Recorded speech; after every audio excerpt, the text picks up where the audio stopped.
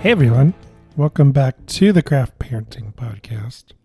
The podcast about two Cincinnati craft beer lovers with a parenting problem. My name is Joe Ludwig, and with me is my lovely wife and co-host, Caroline. How's it going, Caroline? Good. I'm excited that we are one episode away from our 100th anniversary spectacular, or whatever it is that we're, our 100th episode spectacular, whatever it is that we're going to call it. Yes. Excited to see who we get to hang out with and have a bunch of beer shares with in our basement. The goal is to drink beer in our beer fridge and end up with less beer in our beer fridge. Will that happen? Spoilers. No.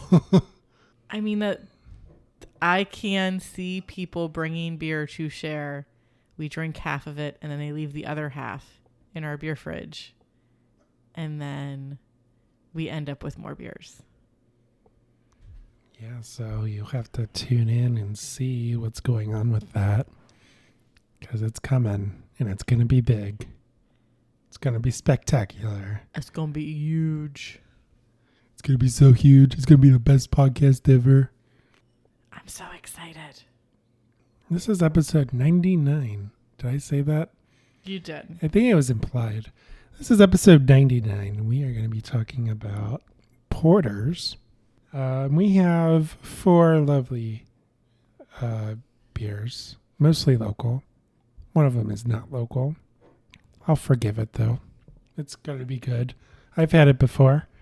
It was in our beer fridge. They're all different types of porters. Very different. This is going to be interesting. We're really good at doing that, though. This is literally an attempt to clear out the beer fridge. So they're technically all porters. They're just extremely different. All of them have some kind of adjunct or spice or something in it. It's going to be interesting, especially that last one. But we'll get into all that very soon. But first, let's talk about the coffee. Hey everyone, Joe Ludwig here with the one and only Caroline. Hey! Before we get to the main topic of today's episode, we wanted to pause briefly and tell you about how you can support the show. So if you enjoy listening to the podcast and reading our blog posts every week, then you now have the opportunity to support the show through Buy Me a Coffee. Here's what you need to know. It's super easy to do. You don't have to set up an account to contribute. You have options. Send us a one-time donation or sign up as a member to contribute on a monthly or yearly basis. Plus, you can unlock exclusive content. To learn more about how you can support the Craft Parenting Podcast through Buy Me a Coffee, click the link in the show notes. And now, back to the show.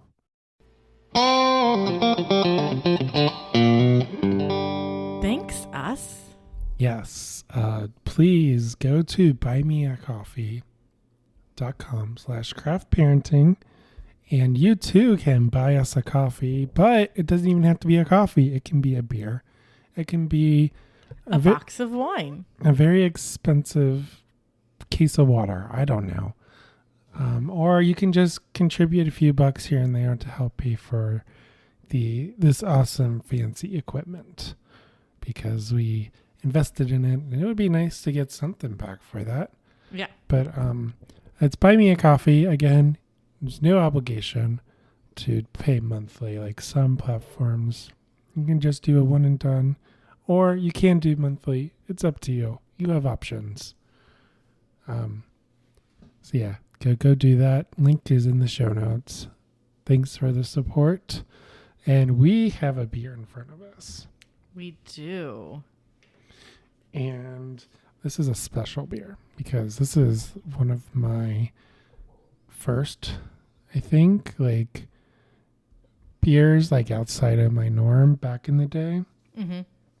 And it was just so weird because it was peanut buttery and it was portery. It was dark malty, but it had this peanut butter salt aftertaste. It was just, I've never had anything like it before when I first had it back in 2011, 2012, 2013. I forget which year. Specifically, I remember the beer tasting event at the Donauschwaben, and everyone was like, you have to try this. So This is Listermann's Nutcase peanut butter porter, if you haven't already guessed. This is Listermann was one of the OG craft breweries that popped up in the aughts. Mount Carmel and Rivertail, and they were all there too. But Listermann was where you went to get your brewing supplies. So it was a bar, a brewery, but you couldn't drink there because of the laws. You could take it to-go beers, right? I believe so. Yeah, back in the day. But it started out as a bottle, not a bottle shop, but a homebrew shop. Yeah, because he made his own homebrew supply equipment. Question, because I'm kind of on like a peanut butter and jelly kick. And we don't have any in the fridge, so it's not like I could do this right now.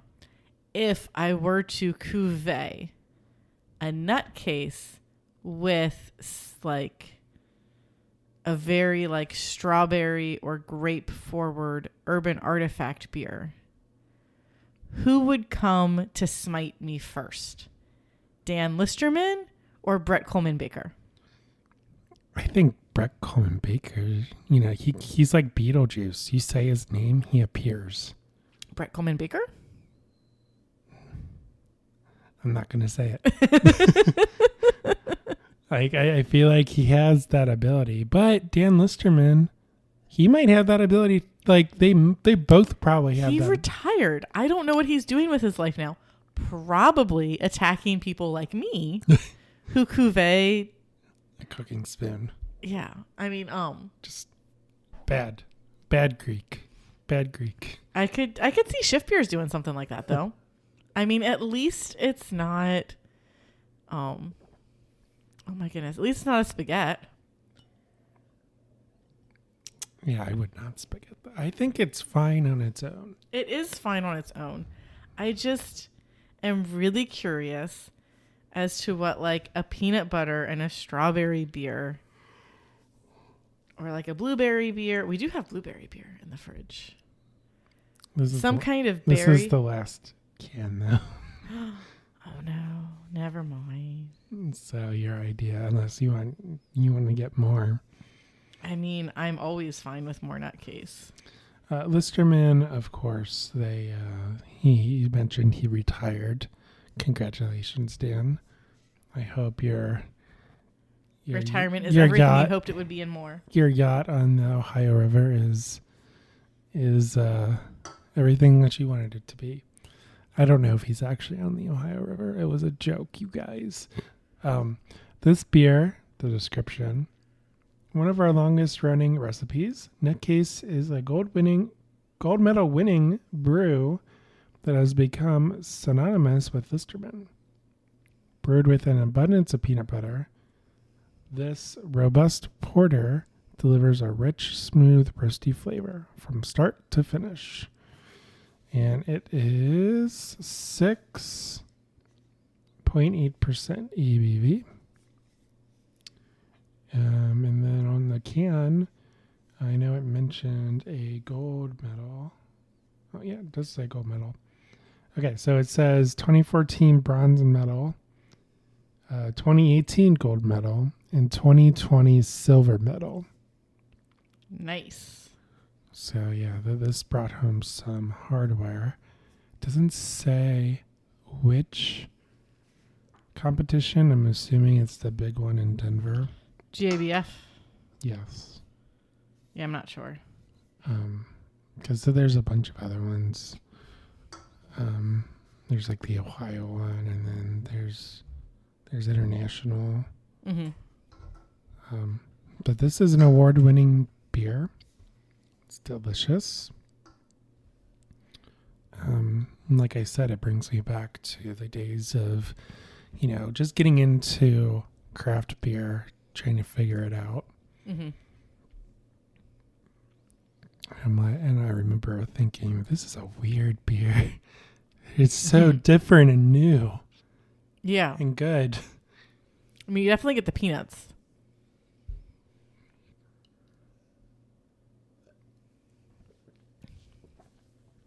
is so good. Yeah, so that's the first beer. Did you have anything to talk about as far as what a porter is? I do, and I was so confused. So I think I'm thinking of a different style of beer. Because I thought that there was a major difference between porters and stouts. But apparently they're like the same thing. And it made me do a confused as to whether or not I knew that or I didn't know that. All right, folks, that's the episode. See you next week. Bye. They're not the same. So There is a difference. I know there is. So I just can't articulate it right now. There's sort of a difference. And it has to do with how they're brewed. So It's probably super stouts, technical. So they started off as porters. And then you got stout porters. Kind of like an imperial porter, where it was a stronger version of a porter. So they started off as the same thing, but then kind of broke off. So stouts are typically a little bit stronger. Stouts are also typically always ales versus sometimes you have porters. Sometimes porters are lagers, but they're usually ales. But porter as a beer style was developed in London in the early 18th century. It was a well-hopped and dark in appearance owing to the use of brown malt. And it's believed that it's called a porter because, like, some people's last name is Baker. It's very popular with porters. It's being the job description of a person. It's some dude's last name. Mm-hmm. And it became the first beer style to be brewed around the world. And so production was in Ireland, North America, Sweden, and Russia by the end of the 18th century. Also, all this is according to wikipedia.org. Okay. A little-known site that only talks about beer. Only talks about beer. That's it. Mm-hmm. That's the ticket. And so stout came from strong porters were listed as stout porters. So sometimes they're used interchangeably. But then, like, you go to a brewery and they have a stout and a porter on draft. And they're two different beers. Two different recipes. Mm-hmm. I wonder what there has to be some kind of like technical difference. Yeah, I don't know what like the beer guidelines are for what the difference is between the two. But I'm sure there's something on like the GABF website or like a sommelier website. Okay. Well, that's interesting. I thought, like you, I thought there was a definite style that, like a difference between the two. But we are going to go ahead and open beer number 2. And this is Sweet Baby Java. It's by Duclaw Brewing in Baltimore, Maryland. MD, Maryland, right? Correct.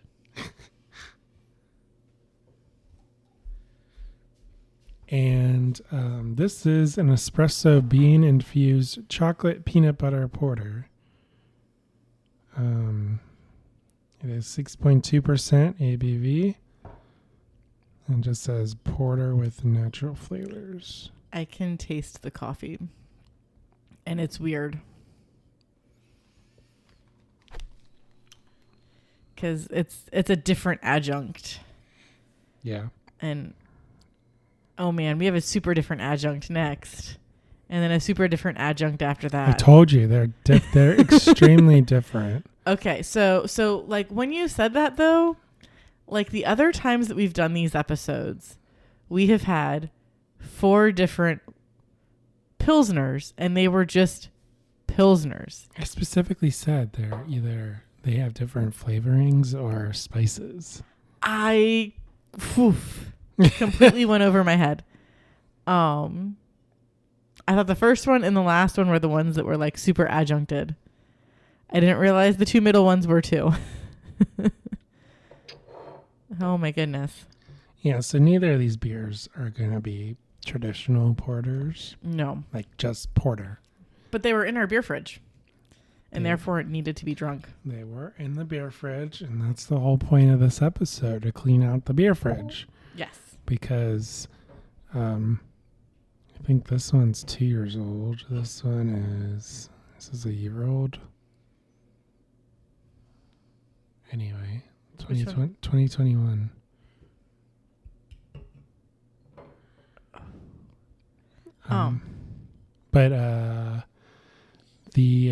So Duclaw Brewing Sweet Baby Java Espresso Bean Infused Chocolate Peanut Butter Porter. I feel like I can taste the little like nibs of espresso and cocoa like on my tongue.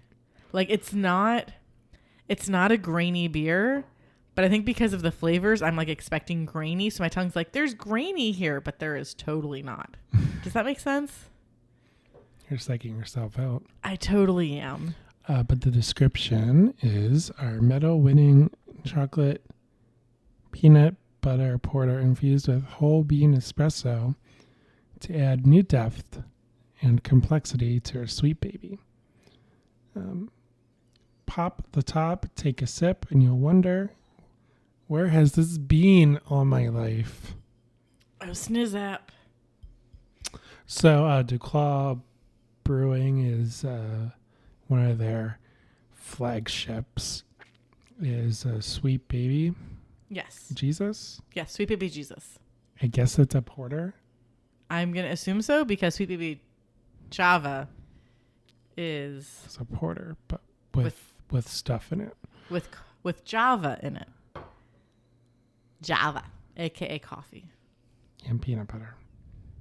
And I think Sweet Baby Jesus is a peanut butter porter. Peanut butter porter also becomes a tongue tie if you say it fast enough. Peanut butter porter, peanut butter porter, peanut butter porter. Peanut butter porter, peanut butter porter, peanut butter porter. Oh no, did I just become a button?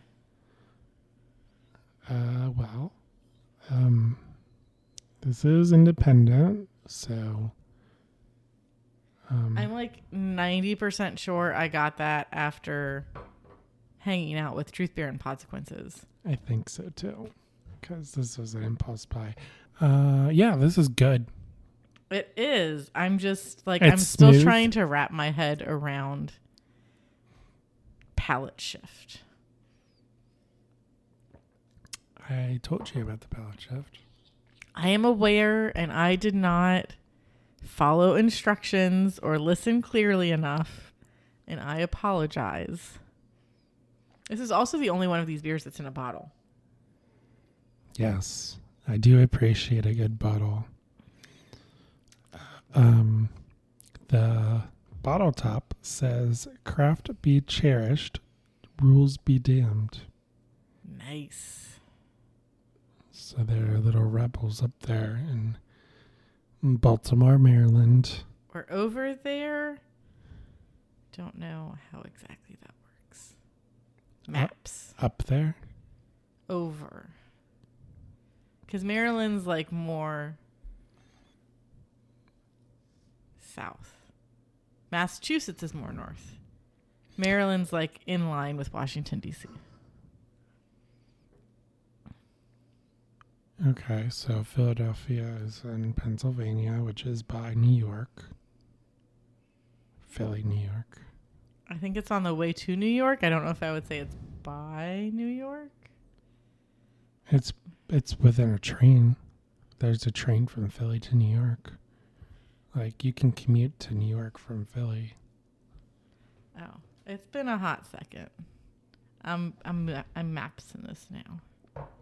Oh, we have a map break in this incredibly visual medium that is a podcast. Okay, so Maryland is over.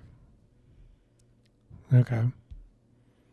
Philadelphia is closer to New York than I thought, but it's still pretty far away. You got to go through New Jersey. Yeah, it's a train. It can be like a long train. Though I guess people commute from Connecticut too. I don't know. The East Coast is weird. I've been there a few times. Like, I kind of want to go to Boston. I also really don't want to go to Boston. Like, there's lots of people there. Yeah. I'd rather not. Let me give somewhere. Anyways, this has been Maps with Caroline. Maps with Caroline. Do we need like a do? Yeah, something. Oh, you were going to do something. I was going to sing the wrong thing from Dora the Explorer, and then I remembered the right thing from Dora the Explorer. Because I was going to do the backpack song, but then I remembered the map song. So it was fine. Totally fine. Totally fine. What else do we have to say about porters? So they were first mentioned in 1721 as a development of the brown beer already being produced across London and delivered to publicans. I'm assuming that's like tap rooms to age and blend to their customers' taste. So like before the 1700s, London brewers would send their not completely fermented beer to, they say publicans or a dealer.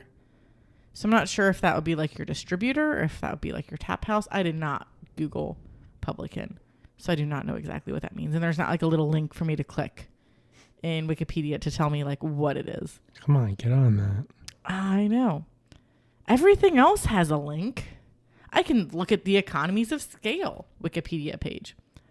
So basically, like, you wouldn't have to fully... That's a beer-related term. Yes. Because Wikipedia is a beer-related site. Very true. Publicans is not, apparently. So I guess you could just, like, not completely ferment a beer and then ship it somewhere and then let them ferment it and style it however they wanted to. Which is weird. What do you mean style it how they want to? Like adjuncts? Like you could choose what kind of barrel you wanted to age it in, or like throw some vanilla beans in there. This is the 1700s. Vanilla beans would have been very hard to find. They did that back then? I don't think they did that back then. Well, adding adjuncts. They may have, put it in a barrel. Yeah. Because they didn't have, stainless steel kegs. Yeah. Well, the British conquered the world for spices and then just ate boiled food. So they weren't exactly the smartest crayons in the bunch. I don't remember what kind of analogy I wanted to use for that. So I just combined like 4 different analogies right there because I'm awesome and it's what I do. But porters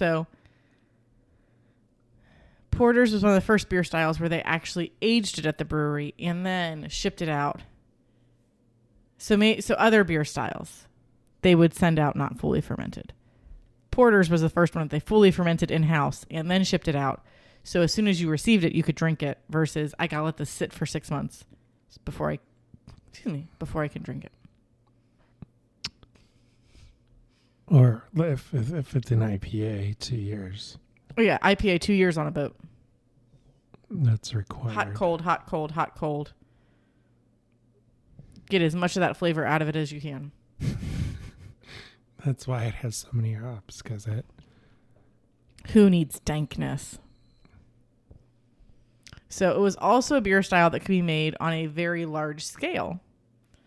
Hence why economies of scale is part of this. So there were a few different London brewers, such as Whitbread, Truman, Parsons, and Thrale, that had financial success due to being able to make large batches of porter. We'll get there in a second. So early London porters were very strong. They had an OG, so they were about 6.6% ABV. But during the Napoleonic Wars, there was lots of taxation, so it reduced the ABV, which now they just talk about gravity. They don't talk about ABV, so that's useless. Probably closer to like 5%. And that's where it stayed for the rest of the 19th century. But then because it became such a popular style, they made a few different strengths of it. Hence, you had a stout porter. And that's kind of where the two started to become the same thing. And a double stout porter, which is a Guinness. A Guinness, at least at one point, was a double stout porter. And what is it now? Is it a stout? Just a stout? An extra stout. Yeah, I think an extra stout. Guinness extra stout. That sounds right. Something like that. You drank all of the Guinness around St. Patrick's Day, so we have no cans to look at. Hey, I only drink Guinness one time a year. Yeah. So, and then as the 19th century, like as we went through the 19th century, they started dropping porter out of like the stout. So instead of it being a stout porter, it was just a stout.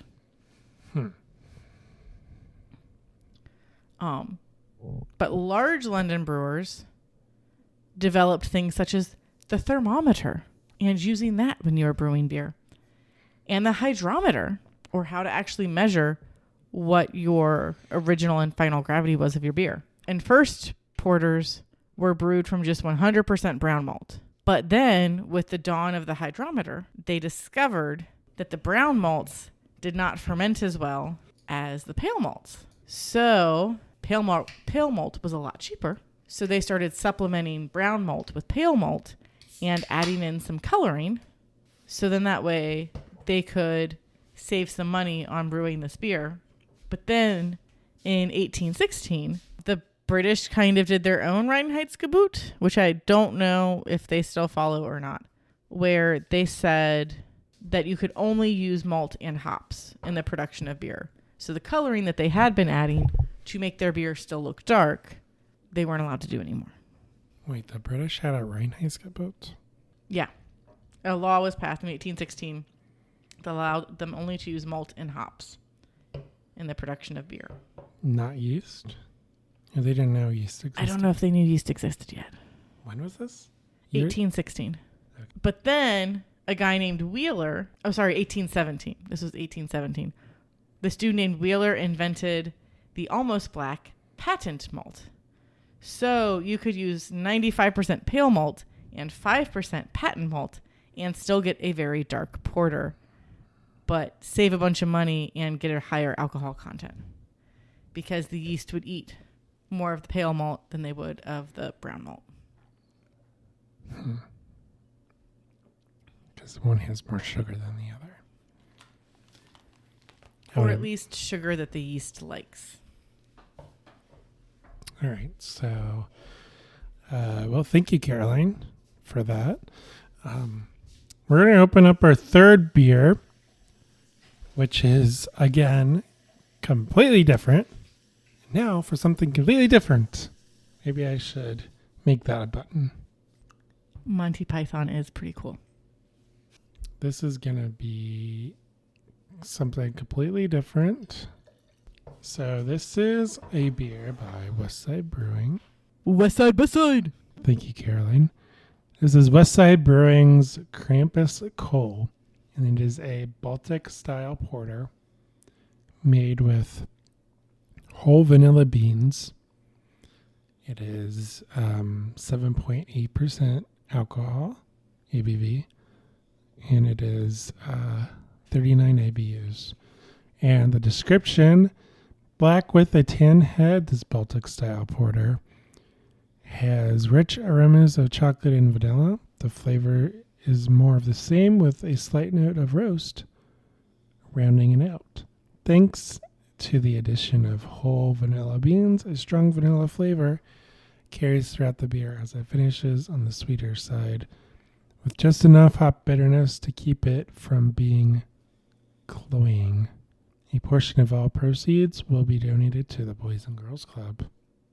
Because that is the organization that Krampus Loft Cincinnati fundraises for.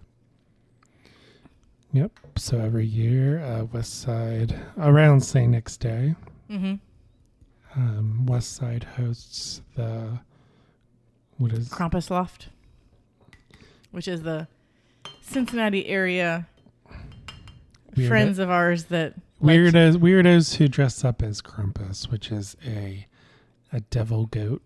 We have an episode about him. Yep. And then St. Nick's is there too. So you get St. Nick and Krampus. So real quick, St. Nick's Day is different than Christmas, even though Santa and St. Nick are pretty much the same. Whatever. Cincinnati, Milwaukee, St. Louis. German. He's a German saint because he originated in Germany. So it's a very popular thing in Germany. If you live in those three cities, you celebrate. You're listing cities that were populated or were taken over by German immigrants. Oh, yeah. So if you live in those three cities, you probably celebrate St. Nick's Day, or someone a neighbor who celebrates St. Nick's Day. So St. Nick was this jolly old man who left fruit and goodies in people's slippers. Fruit and candy in their slippers if they left them outside of their house. Yes. Which we evolved to hanging stockings on your chimney. Yes. Although my dad and my aunt, they got oranges in their slippers. There's this new thing about orange chocolate too. I don't want to get into it because it's gross. Not a new thing. It's been around for forever. You just have not experienced it. I didn't say new. I said there's this weird thing called orange chocolate. You said new. I swear at some point you said new. I don't think I said new. Play back the tape. I can't do that in real time. So every action has an opposite and equal reaction. Isn't that some science thing? Yeah. So the opposite of Saint Nick is Krampus, who takes bad boys and girls, puts them in the basket, and beats them with reeds. Yeah. As punishment for doing bad things. Mm-hmm. So that's what Krampus is about. And you too can go to Westwood and bring your infant son to meet Krampus. And because you mildly know Krampus, he will offer that you can in fact put your children in his basket because he has put children in his basket before for a photo opportunity. I don't think. And then you decide that you don't want to traumatize your children, so you don't do that. Yeah, I don't think we did that. But holy cow. It's a yummy beer. It's still good. It really is. This is old. I don't think that we went to Westside this year I don't think we met Krampus this year. I think we missed it. I think we were sick or something. I don't know. I would have to look at the pictures or whatever. One year we went with Lily and Elliot. We did. He was very tiny. Couldn't have been that tiny. He would have been. Well, he would have been almost a year old. Yeah. We did not go when he was super walking.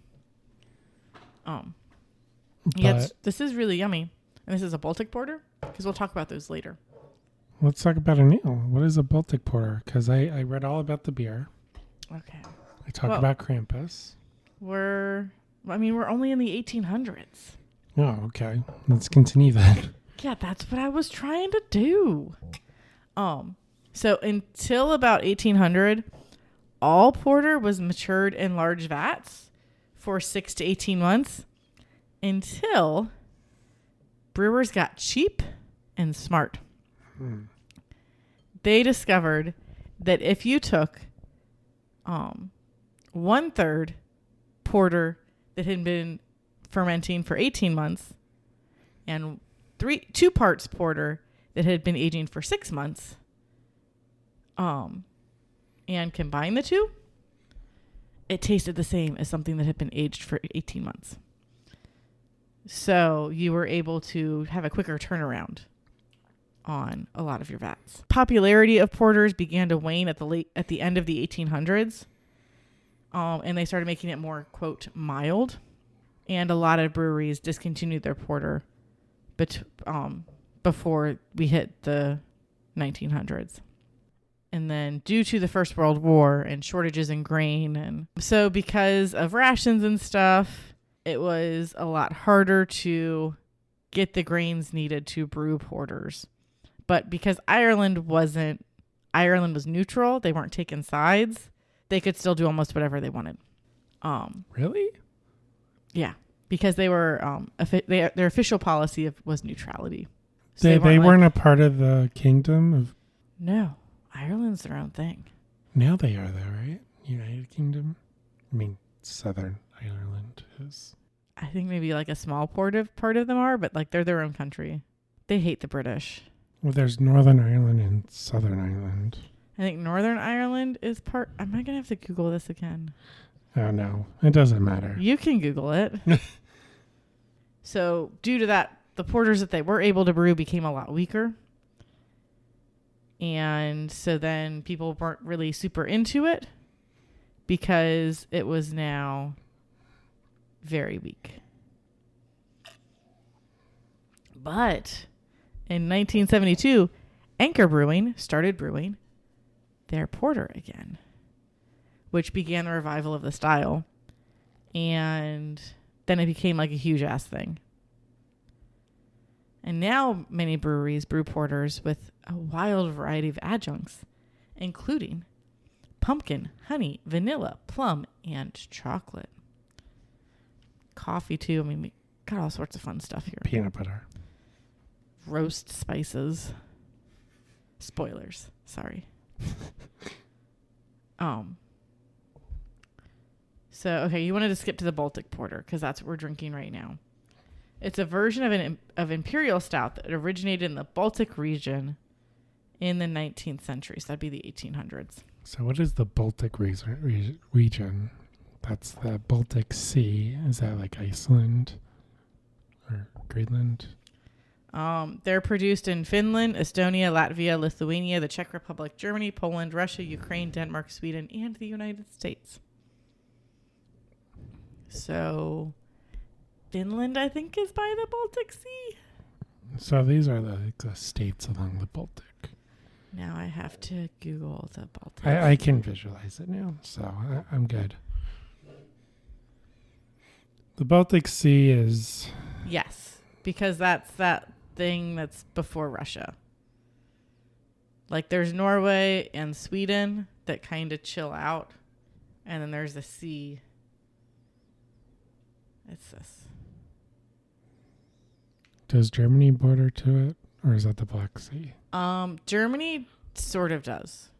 Like you gotta swing around Denmark and you're gonna see a little bit of Germany before you get all up in the Baltic Sea's business.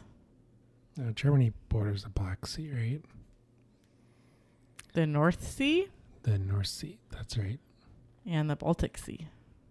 Try and think of a mom joke that involved the letter C, but I couldn't in time. Early versions of Baltic porters were warm fermented until the late 19th century, where they became cold fermentation, so they're technically lagers. They have minimum gravity of 18 degrees Plato and a very high ABV, sometimes even over 10%. I mean, the more you put in it, the bigger it's going to be. Mm-hmm. The more sugar, in theory, the more sugar, the higher the ABV. So, part of it could be that, they think that the higher alcohol content will help warm you up because you do feel warmer when you are drinking alcohol. But, Mythbusters did a whole episode on this. The reason why is because alcohol helps thin out your blood. So, when you get cold, your body's natural response is to start constricting the veins in your hands and your feet and your extremities to keep your blood at your core, to keep your core warm. Mm-hmm. But when you drink alcohol, that helps thin your blood, so then your blood is more likely to go through those extremities that your body's like, hey, no, don't worry about those. Worry about your core. So while, yes, your hands and feet get warmer, your core actually starts to get colder, which is a bigger problem, potentially, if you don't take care of it soon enough. So if you're on the ice planet Hoth, and you're in the middle of a blizzard, don't do 10 shots of tequila. Take Luke Skywalker's lightsaber and kill the Tauntaun. Yes, because the inside of a Tauntaun is lukewarm. Yes. Hey, there you go.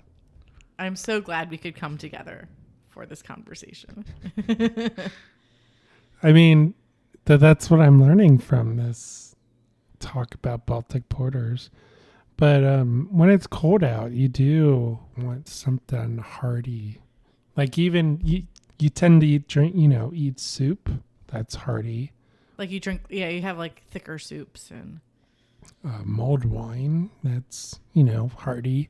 Mm-hmm. Has alcohol in it though, so it technically doesn't. I guess to your point, it technically doesn't help you in the illusion of warming you up. It doesn't help you in the long run, but I don't imagine that anyone would want to drink mulled wine in a blizzard on the ice planet Hoth.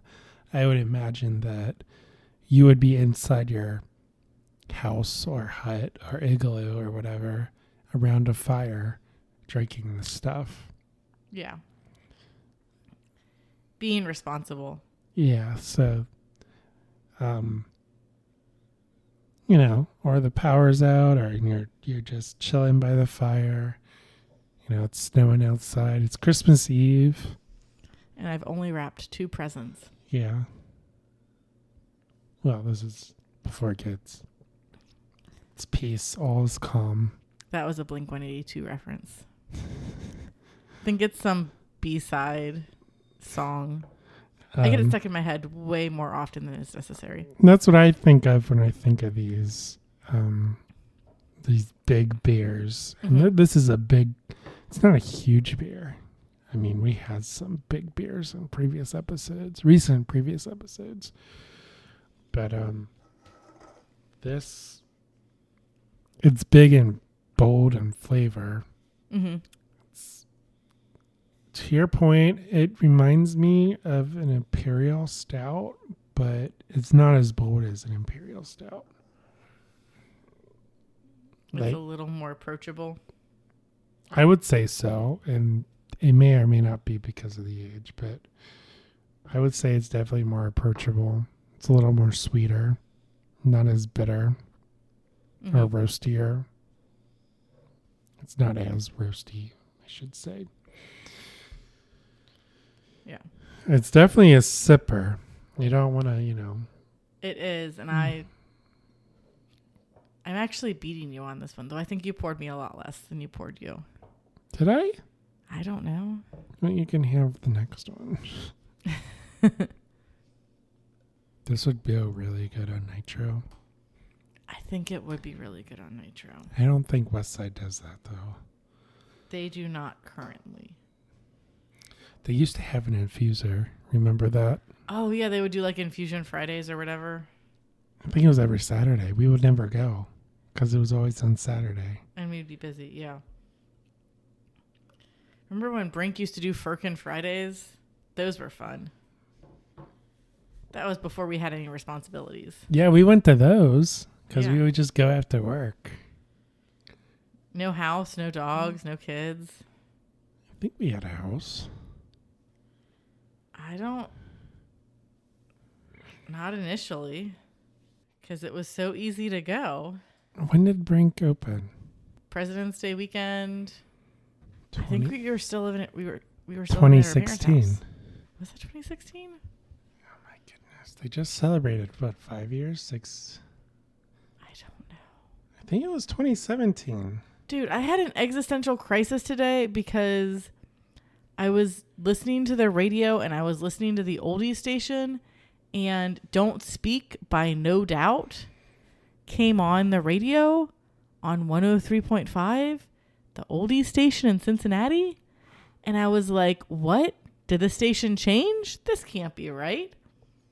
And then 2 songs later was Paperback Writer by the Beatles. And every other song on there made sense. But freaking No Doubt on the oldies station. I am not that old. Right? I don't understand. They created their Facebook page January 30th, 2016. Okay, you were right. We almost had 2 dogs back then. We did almost have 2 dogs. I think we got Clara in 2016. We got Zoe in 2014, and then we got Clara in 2016, right before our 1-year wedding anniversary. Because we had... It's like the same day, right? It was pretty close. Because we love you, Clara. We really do. We also love you, Zoe. Even if you try to find new family, even if you try to find new houses to live in, because you think that we don't give you enough attention anymore. She just really wants toddler snacks. Oh, she ate a Rice Krispie treat out of Elliot's hand the other day.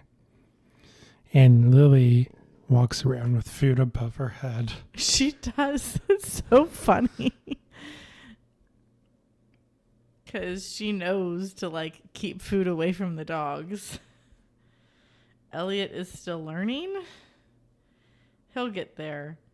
That was pretty funny. When I went to pick up the kids from your parents' house this afternoon, because Elliot had pretzels in each of his hands because he grabbed 2 pretzels from the bag of pretzels, went into his baby shark tent, and then he ate both of his pretzels. But even though he had eaten both of his pretzels, Chrissy came in to sniff, and he like immediately stuffed both of his hands like under his armpit / behind his back as like a no, you are not getting my food. He's learning. He's starting to talk. He really is. Like, not like grunts or one words, and he's like doing sentences. Yeah, so like open please, mama. Today at dinner, he had his food pouch, and like I've been working really hard on like saying open please before he gets something opened. So like when he hands me a food pouch or a bar, I'm like, open please. And then I open it and hand it to him, and he'll be like, hey. But today he said, open please, mama. And I was like, oh, Joe, did you hear that? Like it wasn't crystal clear, but like it is I hang around you all of the time. I can understand you. Crystal clear. I can understand him. Every night when I put him to bed, we say goodnight to all of our family. We do. Yeah, do you do that? I do that. Yes. You just saying that? No. Literally tonight it was good night, sissy. Well, I guess we just mostly said good night to sissy. No, we sit in his bed. We say good night, mama. Good night, dada. Good night, Zoe. Good night, Clara. Good night, sissy. Good night, Oma. Good night, Opa. Good night. Oh, I didn't know that. Oh, you didn't tell me that. We run through everyone. And he repeats it after me. I have it on video. I haven't checked out the Google Drive recently. I should do that. But it's it's blind. It's just audio. Yeah. But he repeats after me, and he says it. He even says, we even do the dogs. Oh, they're not Josh's dogs. I don't remember their names. Roxy and Sammy. Yeah. Right, there it is. I don't think he knows them. He does not. At least not that well. Yeah, we run through the family when we say goodnight. And then I show my mom, and then she cries. That tracks. And like, well, like, because like what I guess both of us have been working on with both kids as well is like, where did you go? What did you see? As we're sitting down for dinner. And today Lily was very not talkative. But Elliot was like, so we were like, hey, because we mostly talk to Lily, but around Elliot, because Elliot doesn't always respond. And so today we were talking to Lily, and we were like, hey, Lily, what did you do at Oma's house? And Elliot's like, outside. And like starts like attempting to name things that they did. He's becoming people. And He is. It's so cute. And then so he said outside. He tried to say shark for what was on his tent. And then we asked him who he saw, and he said, Oppa, Kissy, Bernie, Nena. So, I mean, because part of it, too, is, like, trying to work on their memory and, like, hey, what did you do today? So we can kind of have, like, a debrief of what did you learn? What did you do? Try to remember. And we cheat because we text the parents. Yeah. We're talking to the parents all day long. We know everything that they did. We see pictures. We hear all the stories. Yeah. So, and even at preschool, we get pictures and we get debriefs from the teacher every now and then. Yeah. Like I saw a post from a parent today, not like somebody in my feed, but like a screenshot of a post that somebody did where it's like, yeah, I asked my 5-year-old today what they did at school, and they were like, nothing. And I'm like, bullshit. Your teacher, like an hour later, your teacher posted a photo of you holding a baby crocodile. Like, how is that nothing? But like, that's the stuff that Lily will do. It's like, what did you do at school today? Nothing. I think today she said she played outside. Or was that yesterday? Yesterday she said she played outside, and here are all of the friends that I played with. But it was like pulling teeth to get the information. Yeah. So we are approaching the final beer, and this is a special beer. It's an old beer. It was brewed in 2021. So it's the year that Elliot was born. Yeah, we drank this beer on a couch, quietly, making no noise, and pretending like we didn't exist while in a hotel room with the kids. I have since learned, stay at extended stay hotels with small children, if and when possible. Because then you get 2 bedrooms, and you can lock the kids in 1 bedroom so you can still exist in the other bedroom. Just bring a baby monitor with you. Yeah. Which you have like 20 of because you're a parent. We do not have 20 monitors that I know of. At one point we had 3, but then we just gave 1 to your mom, so we only had 2. Are they even on? They are on, and they are down here. Our kids are just bigger now, so we don't have to worry about them as much. It's nice. I mean, there's different things that we have to worry about now. Like today, their fun game was falling head first off the side of the couch. Oh. Yeah, you missed that. But they were having fun. They didn't get hurt. Well, I was in the shower. I guess I got in the shower late or whatever. And I was probably pushing it because our routine is you take shower. We get Lily ready. You get ready. You guys go out the door. I take shower. But as soon as we go downstairs to start eating breakfast. Yeah, but You dillied and dallied. I dillied and dallied, yep. And the thing is, Elliot is not in our crib anymore. He's in a bed. So he is a free child. If he wakes up, he has the whole house to roam. Well, he has the upper floor. We have a 2-story. So he has the upper floor and then the main floor. Yeah. So you can't go outside. We have child locks on that. We have a child lock on the basement door. We need to put a child lock on back deck, though, because he could probably open that. Yeah, we probably do need to do that. I don't know. And they could probably put like a chain, like on our old front door. Yeah, we can do that. But so it's not, There's nothing too extreme that he can do.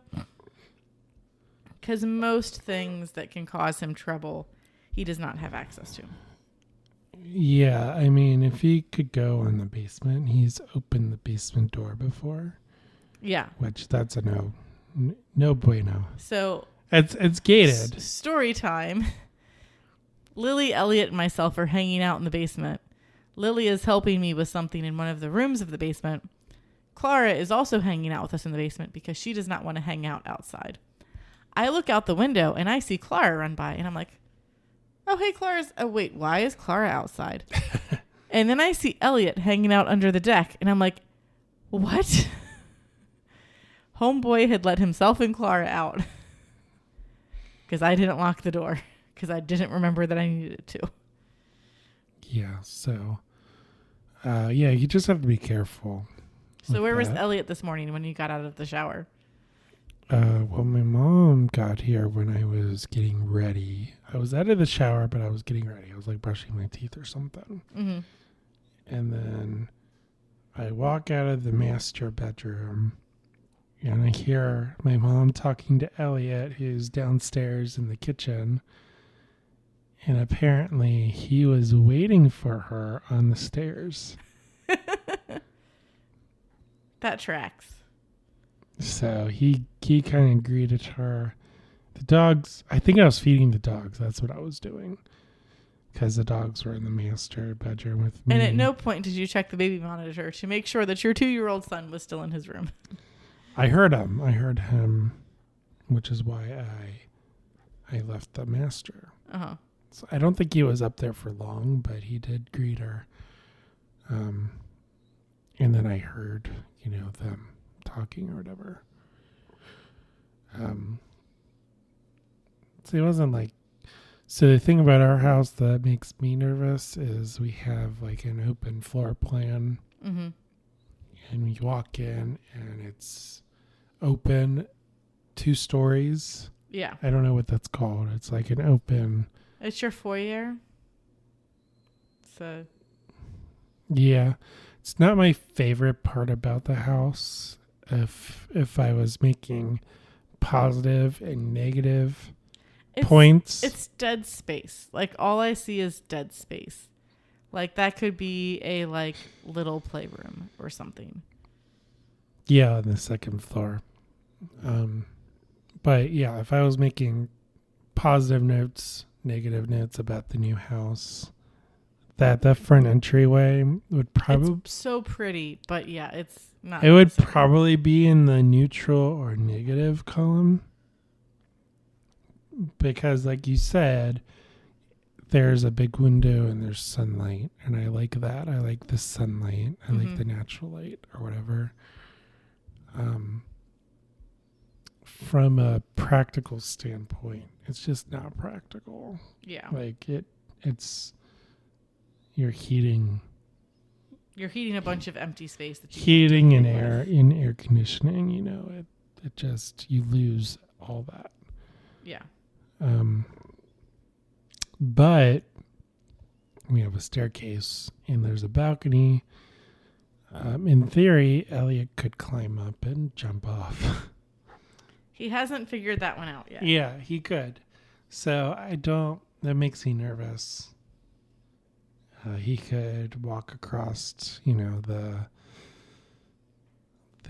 balcony right there. Mm-hmm. The second balcony that's on the second floor that overlooks the stairs. Yeah.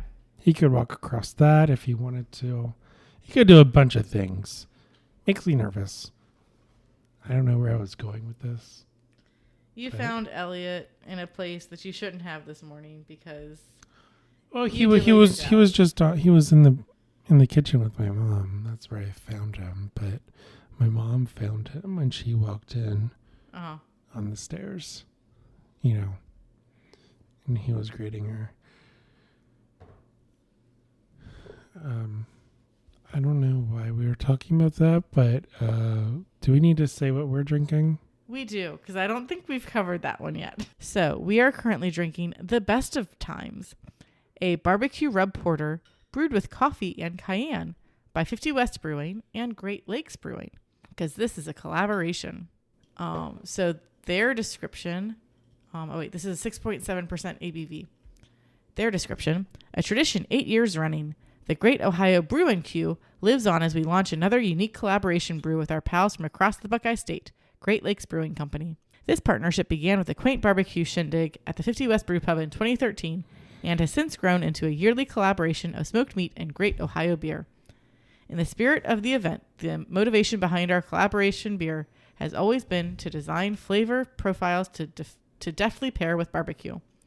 This year, we were inspired by the ingredients of barbecue rub, the foundations of flavor which help embellish and exemplify the smoke and umami of barbecued meat. You can expect this robust porter to exude notes of cocoa, caramel, and roast, while our, quote, rub elements of coffee and cayenne help build and amplify the intensity. That is a very long description. And I forgot it was a collab with Great Lakes. Yeah. So we picked this up at 50 West. In Chillicothe. Yes. Our first time hanging out in Chillicothe. It was the first time ever we went to Chillicothe. I remember this being extremely intense, like flavor.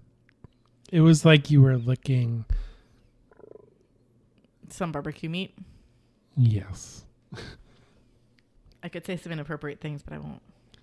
Well, just the rub. I mean, you take a spoonful of the rub that you would put on your barbecue, and you just go.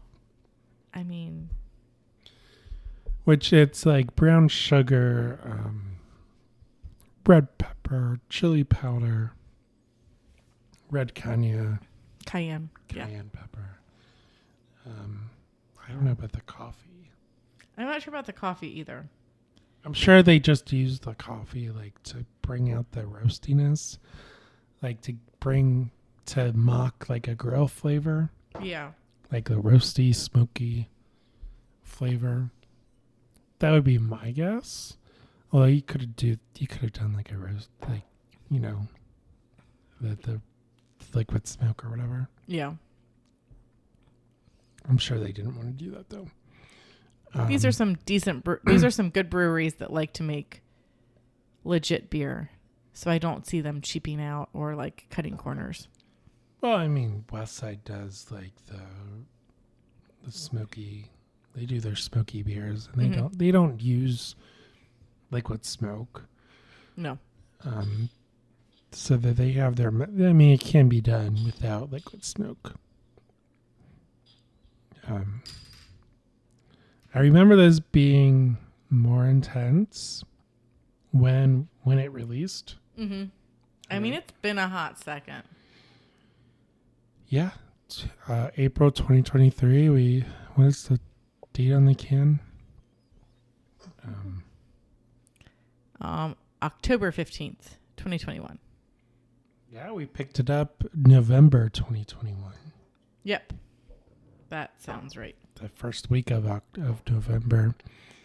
So we got it right away, almost. And it's just been cellaring in the back of the fridge. Moved houses. We forgot about it. Yeah. We moved houses. And as I drink it, I can get the burning. But I remember drinking this, is to your point, in the hotel room, as we were like hoping and praying that the kids would fall asleep. Yeah, well, because they were in pack and plays, like right next to each other. Yeah, almost. And if one made noise, it was game over. Our hotel room was just all one giant room. Like, it was kind of two rooms, but there was a giant archway between the two, so it was really just one big room. We were going to sit and watch TV, and then we're like, well, there's nowhere we can put the kids where they can't see the TV. If we put the kids here, we can't get to the bathroom. If we put the kids there, we definitely can't watch the TV. So we just kind of sat and whispered at each other while showing each other memes on our phones, because that was about all that we could do. I remember this being extremely bold, like flavorful, like spicy. I mean, this is a year and a half old, so it's had some time for those spice flavors to fall off. Yeah, so this isn't like what I remember it being, because I remember it being intense. Like, whoa, this is too much, almost. Now this is just it's a porter with, a subtle burn on the back end. It's not, I'm not saying that it didn't age well. I would say that we shouldn't have cellared it in our fridge. For as long as we did, yeah. Yeah. I mean, we should have drank it sooner, for sure. I just remember it being such a heavily spiced beer. Like, I thought, I didn't even think, if we cellar this, the flavor's going to go away. I just thought that's like a special occasion beer. Like, yeah. It's not like a get home from work, chill out beer. This is like a bottle share beer. Or like, when we're hanging out and actually like enjoying what we're doing, let's drink this beer versus how to wind down from a stressful day. Yeah. Excuse me. That being said, it is a porter. The base of this is a porter, whatever that means. I mean, I'm still a little confused about the Porter's difference. the original. Stout was a spinoff. Stouts are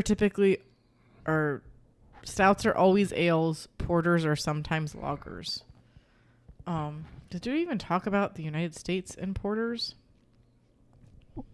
I closed out of the thing because I guess I was like, we haven't talked about this in a while, so I can close out of it now. United States. We talked about we talked about Baltic porters. Yeah. Yeah, I don't think we talked about the U.S. and porters. So the U.S. Porter started in the 18th century or the 1700s, especially in New England and Pennsylvania. But after the introduction of lagers in the 1850s, breweries began to use lager yeast, so it was porters are a lager versus an ale. And they also included adjuncts such as maize, molasses, and portine. I don't know what porterine. Sorry, I don't know what porterine is. Molasses is just it's brown sugar, right? Yes. Well, it's syrup, like tree sap, but then condensed. So porterine was developed as a brewer's tool in America to be added to the wort of lighter beers to add color and flavor to make it more of a porter. And it's made from corn syrup because it's in America. Everything comes from corn. That's what we do. Well, not high fructose corn syrup, just corn syrup, right? Yeah, just straight corn syrup. But this is also the 1850s, or ye olden times. Quote, with the advent of the craft brewing movement, many microbreweries produce porters and stouts with traditional methods, as well as the American techniques. End quote. I like how they call out microbreweries. What you consider a microbrewery these days? Or are they calling out breweries that are no longer microbreweries? I don't know. It's all confusing these days. You have Sam Adams, quote, craft beer. Yeah. But Sam Adams is the standard of craft beer. Mm-hmm. They keep moving the needle to meet Sam Adams' needs. Hey. That's what they do. Well, I'm okay with it. Somebody's got to be the standard. I like Boston beer. Mm-hmm. I like Jim Cook. Never met the guy. That'd be fun. I wonder what that interview would look like. He's done stuff with Bruce Guy's Happy Hour. Not yet. Or he's going to. That's what it is. They haven't released it. So Pixar didn't happen, guys. Yeah. Or audio, it didn't happen. Allegedly, new episodes of Bruce Guy's Happy Hour will be coming soon. They're in my podcatcher app. So I'm just waiting for them to release stuff. Yeah. If they post it, I will listen. Like a week behind, but I'll listen. Yeah, I'll listen eventually. Jim Cook's a good guy. Again, I don't know him, but I assume he's a good guy. I hear stories from Oktoberfest. He grew up in Cincinnati.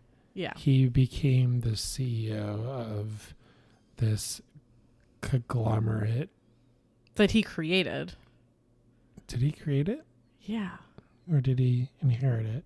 He created it. He went around with bottles of Sam Adams beer in the trunk of his car, selling it to bars. Oh, we need to tell the story of Boston Lager then. Yes, it's a really cool story. I've listened to podcasts about it, but so like Oktoberfest, the same people that I've listened to the podcast about the history of Boston beer, they like make a big deal of going to Oktoberfest every year, like Cincinnati downtown Oktoberfest, and hanging out there. And they tell stories of... Is this the Have a Drink podcast? Yes, this is the Have a Drink show. Where they're there at the opening ceremonies, waiting for them to do the first keg, and Jim Cook is up there, like, stein in hand, ready to drink a beer, and people just keep talking, so he gets off the stage, wanders over to a beer tent, convinces somebody to pour him a beer, and then comes back with a stein glass that is full of beer while waiting to actually do the official keg tapping. Well, I mean, yeah, I wouldn't have the patience for that either, so it's fine. I mean, there you go. He grew up to my understanding, he grew up in Cincinnati. Yeah, his dad or his grandfather used to brew at Hudipole. Yeah. Or at the plant that he then bought and turned into Sam Adams. I want to say it was Shangling. Well, yeah, Shangling then bought Hudipole. It's complicated. It's very complicated. These things, brewing history is... Everybody owned somebody at some point. You're right. It was technically Shangling.